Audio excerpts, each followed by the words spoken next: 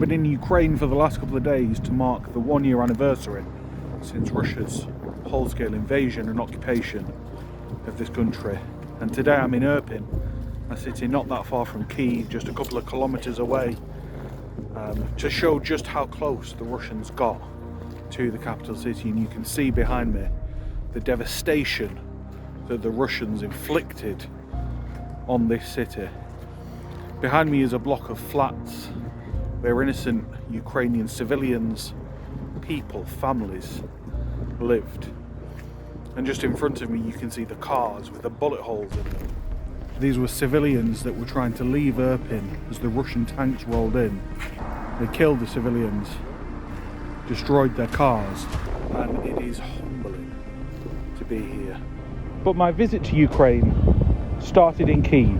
There I went to the Verkhovna Rada, the Ukrainian parliament, where touchingly, whilst observing a session of their parliament, their MPs stood and thanked us for the support we have provided to them, not just over the last year, but for many years before that. I met with politicians from various political parties and from all across Ukraine, where the war is still being fought more intensely than we can even comprehend, to talk about the support that they need from us, militarily, economically, and in humanitarian aid. And on the 1-year anniversary itself, I paid tribute to the fallen at the Wall of Remembrance in central Kyiv. This was, always will be, a European country. And now I'm back here in London, stood in Parliament Square, where the statue of Winston Churchill is just a couple of metres away.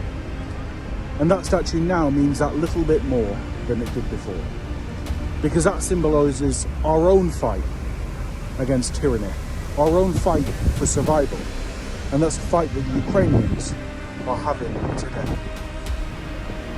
In Kyiv, despite the clean-up operation and the work they're doing, you're never far from the feeling that war is still raging around you. Whether it was the air raid sirens or the security forces keeping people safe, their fight for survival, for freedom, for democracy continues. And it's a fight that they can win with our support and the support of our allies.